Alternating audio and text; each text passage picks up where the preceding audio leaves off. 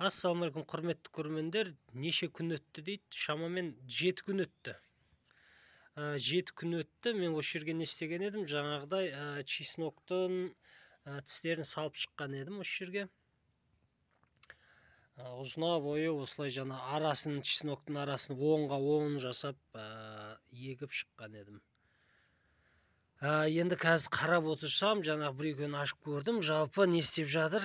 Чесноктар уже тамыр байлаған екен. Сіздерге көрсетейін.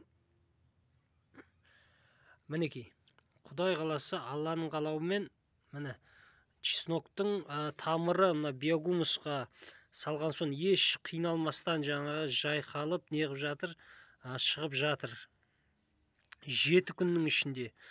Қосымша биогумустың арасында жаңағы не пайдалы бактериялар болады, басқа да жаңағы тамаша осы өсімдікті не істейді, өніп шығуына қажетті барлық нәрселер бар осы неде биогумуста.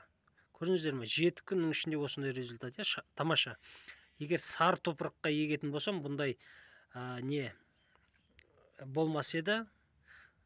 Ары кетсе, осыдан сәл-ақ шығар еді мүмкін. Оны білмейміз біз ешқандай. Ал қазір биогумуста қарап отырса, көрдіңіздер ме? Осы корневой система қаншалықты мықты болса, біздің өсіп шығатын неміз жаңағы ол да мықты болады. Жаңағы ауырмайды, басқа қылмайды. Ең маңыздысы тамырда дейді ғой. Үйді салғанда да мысалға фундаментке назар аударамыз, фундаментті мықты қылу керек, басқа да сөздер айтылады. Мынау биогумуста дәл сондай. Қарап отырсаңыздар. Мінекей, бұл танымалдық мақсатта YouTube арнамызға түсірілді. 7 күн тамаша результат.